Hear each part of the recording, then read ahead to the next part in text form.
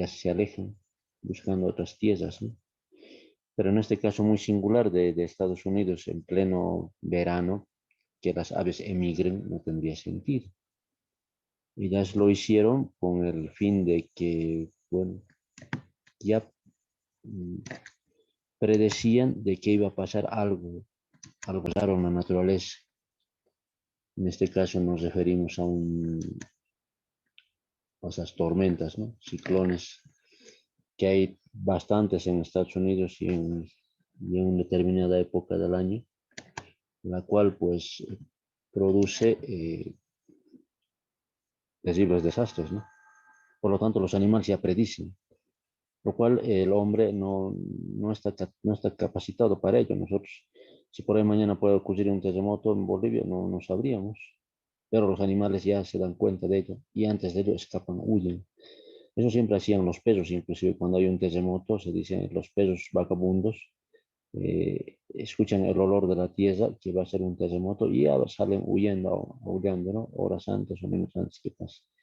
No lo hacen los perros domésticos porque están encerrados en casa, pues ellos perecen, ¿no?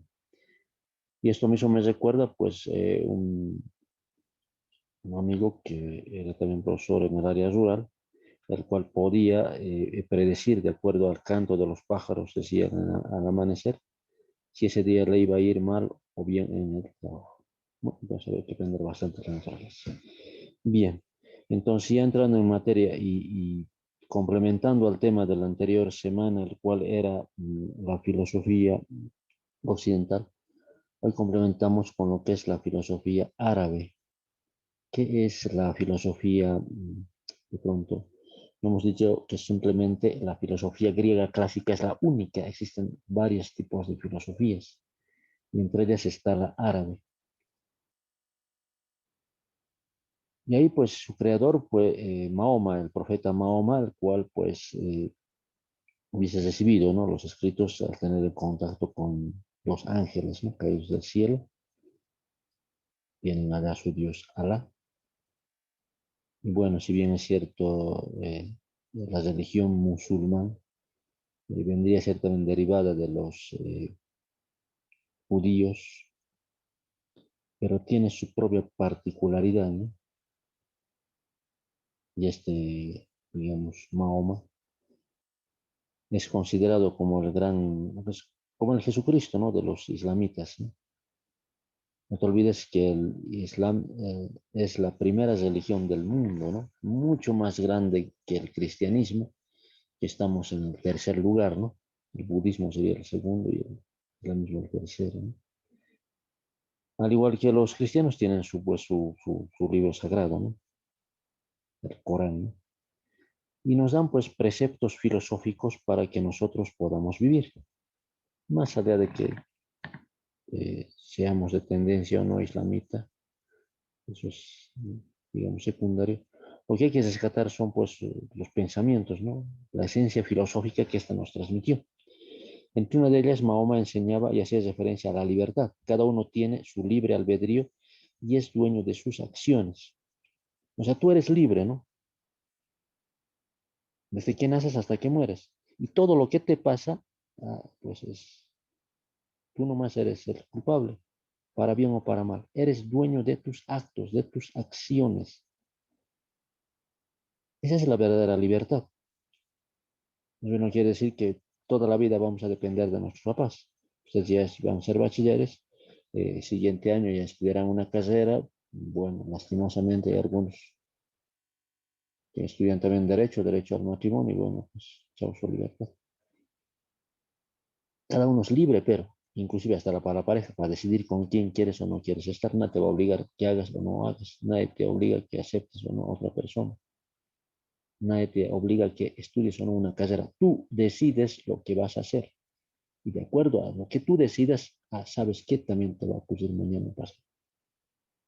Los matasales, que eran un grupo de pronto separado al Islam, se alejaban pues de la creencia, ¿no?, de ese Dios, y le negaban pues los atributos que los islamitas le daban, los atributos de un ser superior, de un ser supremo, como todos sabemos que es Dios. Bueno, para ellos es Allah, que sería el mismo Dios, el Dios Sol. Y decían pues también que el hombre es libre, ¿no? Así que no es necesario que crea siempre en Dios, puede ser libre. Y la causa de su bien o de su mal depende de sus acciones. Lo que les decían, cada quien siembra para cosechar en un futuro. Lo que hagas hoy repercutirá mañana y lo que hiciste ayer repercute hoy. Tú eres el dueño de tus actos. Tú decides qué es lo que quieres ser o qué es lo que no quieres ser. En la vida todo es causa-efecto. Toda causa tiene su efecto. Todo lo que siembra se cosecha, decía una frase, ¿no? Y en parte tienen también razón, ¿no?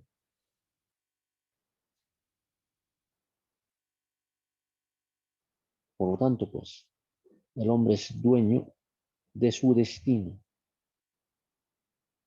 Por ejemplo, mucho bastante. Otro aspecto de la filosofía árabe es la necesidad de defender las teorías contrarias, ¿no? Y combatir las propias. Esto obligó pues a las sectas a buscar una de las armas como fue la dialéctica. ¿Esto a qué se refiere? De que al igual que cualquier religión, siempre hay tendencias contrarias. En el caso del cristianismo hay iglesias separadas, protestantes, ¿no? Etcétera, que no siempre comparten los pensamientos de la iglesia católica cristiana como tal, que es la base. En el caso del islamismo es lo mismo. De pronto hay gente, hay grupos, sectores y sectas que no comparten la filosofía y la religión, digamos, del Islam. Están en muchos aspectos en contra, ¿no? Y para explicar, digamos, su oposición utilizan lo que es la dialéctica. La dialéctica que es también parte de la filosofía griega, creada por Aristóteles. La filosofía islámica se basa en lo que es la filosofía griega también. Toma algunos aspectos, ¿no? Entonces, ¿qué es la dialéctica? Siendo una rememoración, todo está compuesto, todo está en constante cambio. Hay una lucha de opuestos en la naturaleza, en el universo, en el hombre, en la sociedad, etc. Y esos cambios se los sintetiza en tres elementos: tesis, antítesis y síntesis. Ejemplo, es una lucha de opuestos. ¿Y cómo es esto? El día vendría a ser, digamos, primer elemento. Noche vendría a ser lo contrario. De la noche viene el día, lo contrario. Día es tesis, su contrario, antítesis, noche. De la antítesis, su contrario, síntesis, el día. Hombre sería la tesis, su contrario sería la mujer. El hijo vendría a ser la síntesis de ambos, pero ese hijo también se convierte en tesis, porque puede ser hombre, puede ser mujer, y así viene su antítesis, etc. Toda y siempre lucha de contrarios en la naturaleza. Hasta en los sistemas de gobierno se utiliza esto de la dialéctica, ¿no? Todo está en constante cambio. Tenemos un gobierno de derecha, bueno, el anterior, tesis. Ahora tenemos un gobierno de izquierda, con el más, antítesis. De los dos puede venir a futuro otro sistema de gobierno, que vendrá a ser la síntesis. Esa síntesis se convierte otra vez en tesis. Y así, ¿no? Esta semana que nos ha ido bien será la tesis. La siguiente semana que nos puede ir mal, la antítesis, lo contrario. Y la subsiguiente semana puede ser la síntesis, lo que vendrá, ¿no? Que esa también se convierte en tesis. Esa simplemente es la dialéctica, ¿no? Todo está en constante cambio, nada permanece absoluto. Nosotros cambiamos, ustedes cambiamos y todos están en constante cambio. Entre algunos de los filósofos, bueno, son varios, ¿no? Árabes tenemos al filósofo árabe Juan Damasceno, ¿no? En el siglo XVIII, el que también habla y aplica lo que es la dialéctica. Toma en cuenta, como les decía, la filosofía griega, la cual pues está influenciada por el cristianismo y la religión. No te olvides que la filosofía griega fue influenciada también por el pensamiento romano y el pensamiento romano influenciado por el cristianismo, el cual fue adoptado después de ser perseguido. Los romanos persiguieron bastante al cristianismo, pero al ver su crecimiento lo adoptaron a partir del concilio de Nicea, ¿no? En el 330, en el cual pues se adopta como iglesia apostólica romana, ¿no? La iglesia católica. Entonces la filosofía también adopta en cierta manera a eso que es Dios. Por eso cuando Platón habla de la idea de bien, la idea máxima de bien, la idea suprema, porque todos dependemos de ideas, esa idea máxima sería Dios. Entonces el principio de todo sería también Dios, indirectamente hablando. Entonces una filosofía sin religión no tendría sentido. Y eso hace mención a lo que es la filosofía árabe, ¿no? Y bueno, aparte de que también fundan o fundamentan eso que es el saber, las ciencias no solamente se basan en un simple saber, sino en el estudio de las ciencias y donde se gestan las ciencias también lo que se ingresa. Y probablemente habían dos grandes escuelas y bibliotecas como tal, ¿no? Como es Alejandría y Antioquía, donde estaba la cuna del saber en Antioquía, ¿no? Varios filósofos presocráticos griegos. Pero en Alejandría, como pueden ver ahí las ruinas, estaba una de las más grandes bibliotecas, ¿no? Que en la historia se conoció y que lastimosamente fue quemada de la noche a la mañana, ¿no? Cientos de miles, millones de libros, digamos, con conocimiento oculto, desconocido, se quemaron. Quién sabe si parte de esa sabiduría se hubiera sabido hoy por hoy, eh, tal vez hubiera cambiado nuestra forma de pensar. Algunos indican que parte de esos libros se hubiese rescatado y estarían en el Vaticano, pero una gran parte se fue, ¿no? Y pues ahí lo que se enseñaba bastante al hablar de ciencia, en la filosofía árabe, eran los tratados de Aristóteles, porque él habla de la materia, la parte material como elemento de estudio para conocer todo. La materia es sustancia, la materia cambia, la materia es accidental, etcétera, ¿no? Entonces, todo lo se enseñaba ahí. Aparte también existieron otros filósofos árabes como Avicena, Averroes, los cuales pues hablan de los diferentes descubrimientos científicos en base al estudio de la filosofía. Los verdaderos filósofos, no te olvides, eran también científicos, sabían todo. Y entonces los filósofos árabes también hacen de que el verdadero científico debe estudiar filosofía para comprender un tratado, para crear absolutamente todo. Era raro encontrar en la antigüedad un científico que no sepa filosofía. Contrariamente a ello, pues esta filosofía,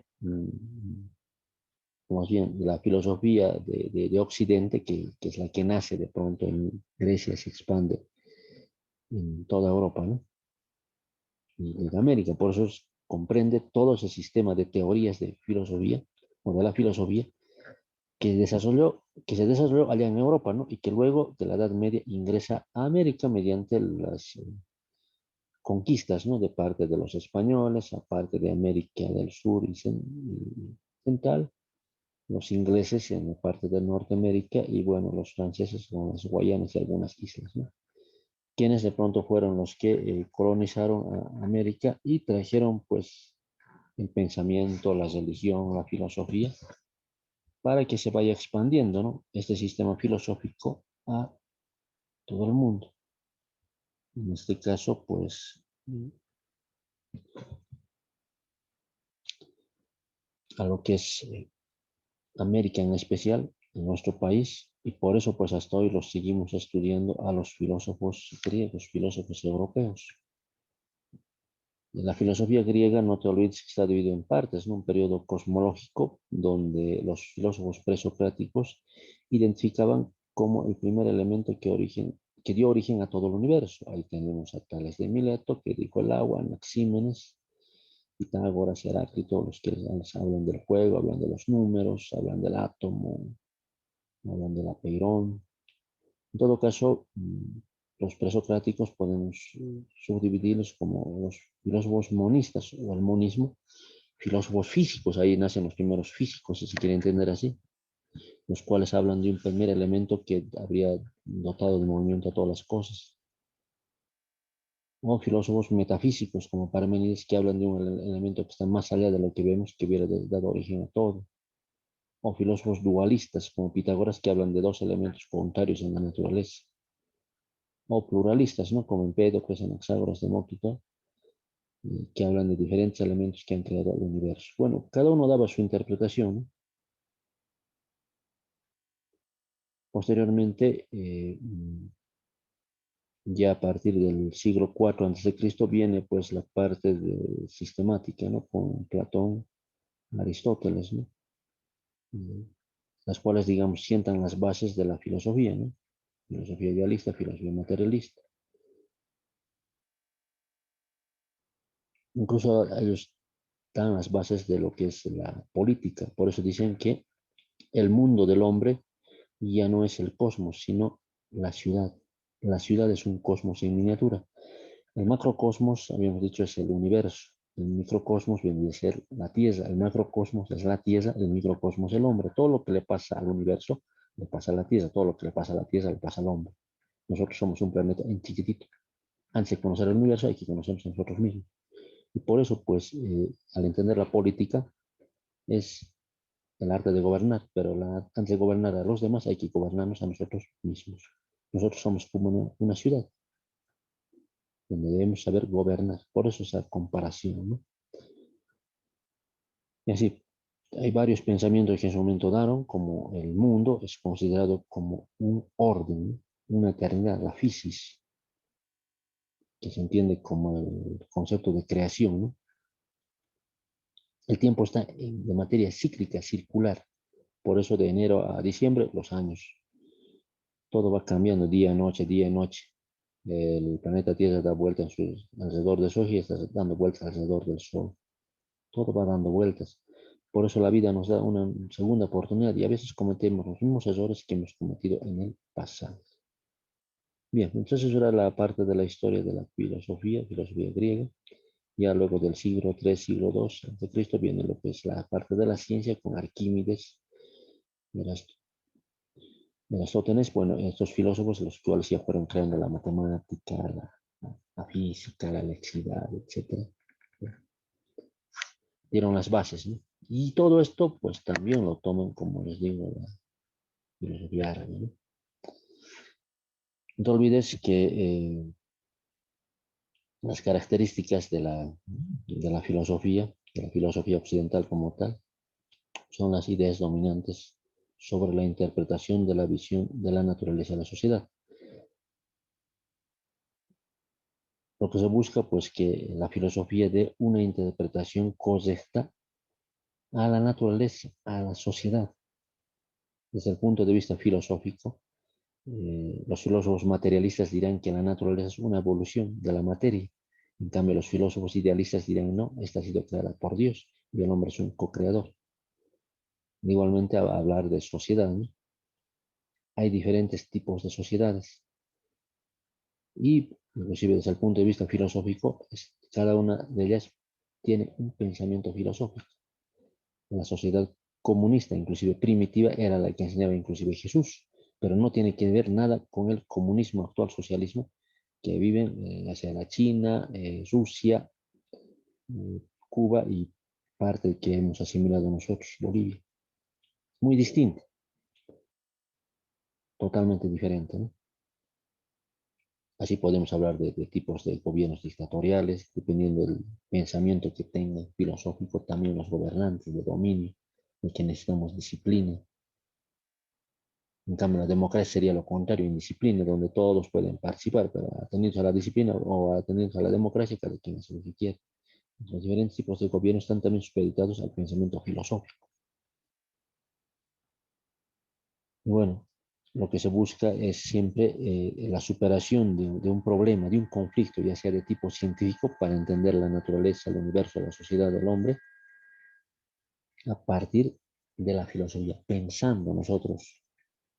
Salimos de ese problema, buscamos la solución en otro lado, fuera del tema, volvemos una vez que hemos hallado la solución y damos una correcta solución. Eso es el filósofo, no equivocarse, ¿no? Los que se equivocaron fueron sus seguidores, que es muy distinto, ¿no? Entonces, a la filosofía también nos relacionamos con la ciencia y aquí que dice pues la homeopatía.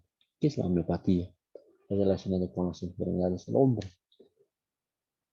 uno es lo que dice la ciencia, otro puede decir lo que dice la filosofía, desde el punto de vista científico, digamos, hablando del COVID, ¿no? Es una enfermedad de tipo, digamos, que han traído los murciélagos, que esto, que el otro, y bueno, se ha expandido desde Wuhan a China, a todo el mundo. Ah, pero desde el punto de vista filosófico, si nosotros razonamos, entendemos, particularmente yo no digo es una pandemia, decimos es una plandemia, es un plan de un cierto grupo de personas que ejercen el dominio sobre el planeta, llamados en la antigüedad como los masones, después llamados los Illuminatis, o por lo demás el grupo de Kindleberg, quienes pues con el fin de seducir parte de la humanidad crean un banco de enfermedades, enfermedades.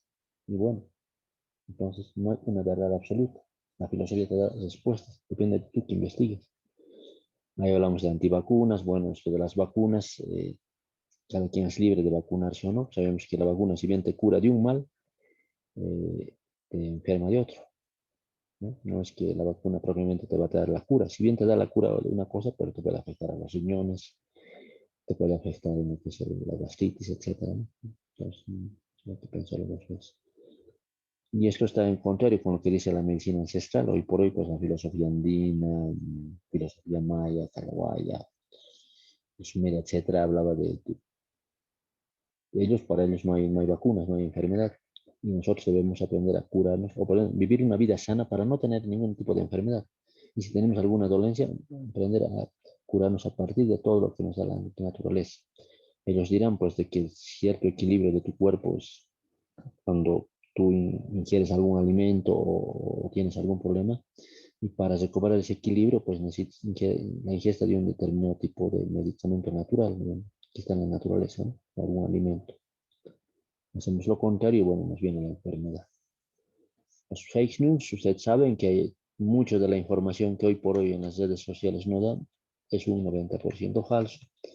Hay siempre la tendencia de hacernos marear, ¿no? De hacernos creer cosas que no son. Y hay algunos que creen todo en lo que dicen las redes sociales. Bueno, sería una discrepancia, porque no todo es verdad. Uno puede inventarse algo y listo, lo toma como una verdad. Pues tienes tú que investigar en ese aspecto, ¿no?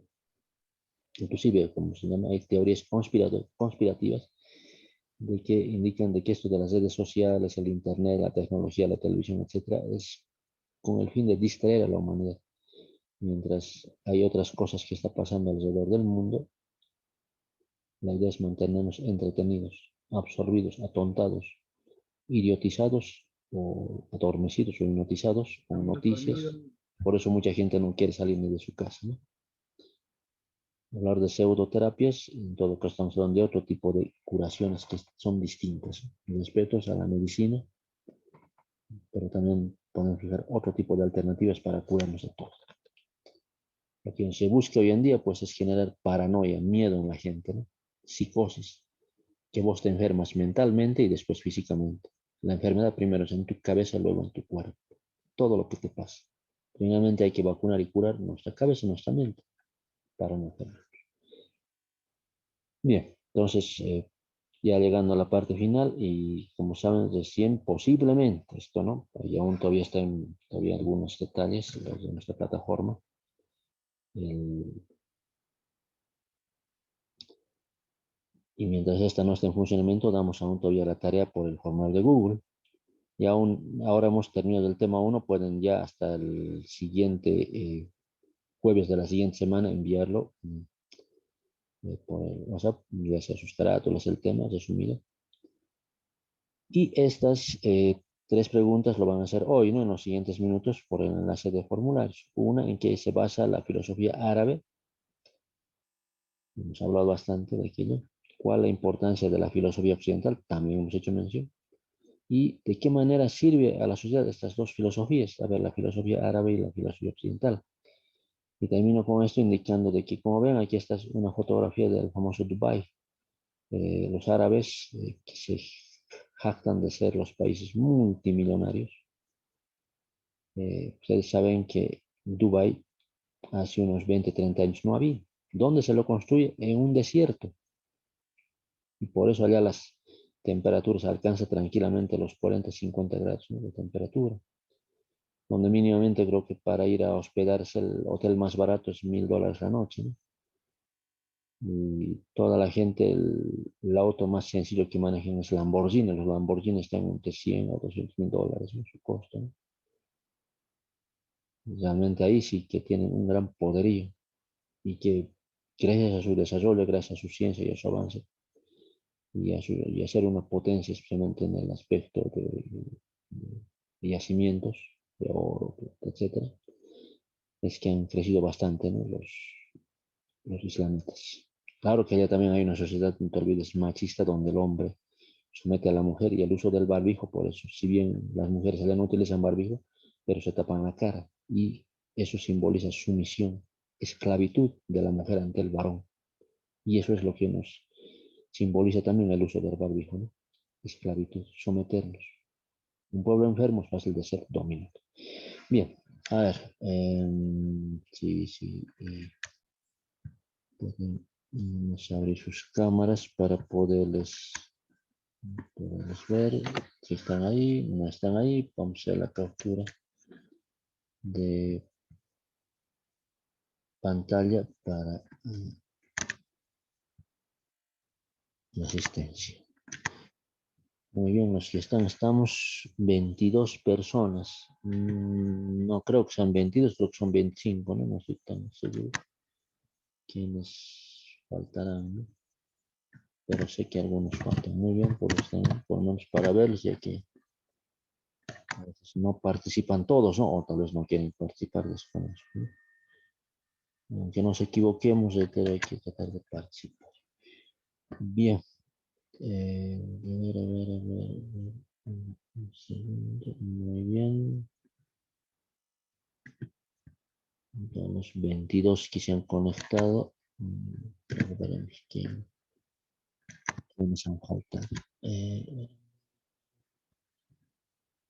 nos da tiempo para ver algún material del Islam. A ver.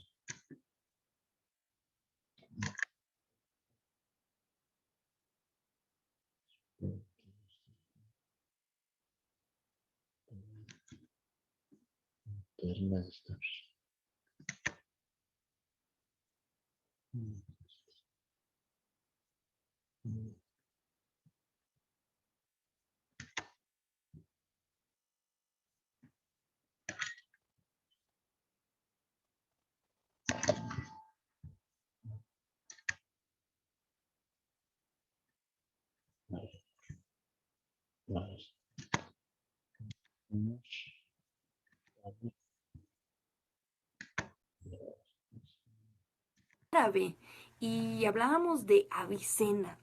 Y yo te contaba que Avicena pues hizo descubrimientos interesantísimos, pero interesantísimos en el mundo de la medicina.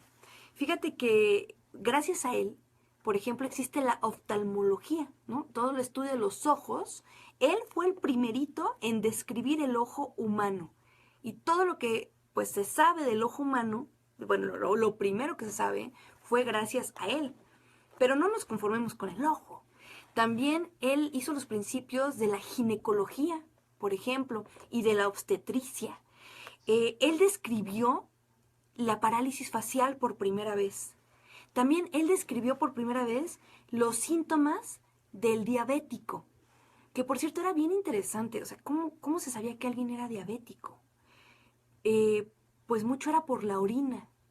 Por ejemplo, si la orina era dulce, y, bueno, te lo dejo un poquito a tu imaginación, pero se encontró, por ejemplo, que ciertas personas, cuando orinaban, de pronto llegaban hormigas hacia la orina.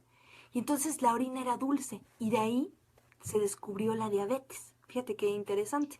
Y Avicenas explica toda la sintomatología del diabético por primera vez. También explica, por ejemplo, las úlceras del estómago. Describe por primera vez la catarata del ojo, la meningitis, que es una inflamación pues de las Profe, en el cerebro. Minerva Yana Es el dice que no primero escucha en nada. encontrar que hay una relación. A ver, me decían que no escuchan. Eh, si Escucha bien, profe. me escuchan, que sí, Se escucha bien, profe, no debe escucha ser nada. el celular de su compañera, ¿no? O la Sí, computadora que profe, se escucha bien, Profe, profe. le dicen que... profe, yo estaba en mi laptop y acabo de pasar a mi celular porque no se escuchaba. Claro. Bueno, pero a ver, No sirve su laptop. Relación puede ser entre simplemente la el volumen, peste ¿no? Que habría que y revisar. las ratas. Porque antes la gente pues no sabía por qué había pestes. Y de pronto se morían así miles de personas y miles. Y nadie se daba cuenta que esto tenía que ver con las ratas. Y Avicennas es el primero en ver que hay una relación. También él descubre por primera vez las válvulas del corazón. Y descubre algo bien interesante. Los gérmenes, las bacterias. O sea, él se daba cuenta que en el agua y en el aire había algo invisible que causaba enfermedades. Y es que piénsalo, ¿cómo le explicas a alguien qué son las bacterias sin un microscopio?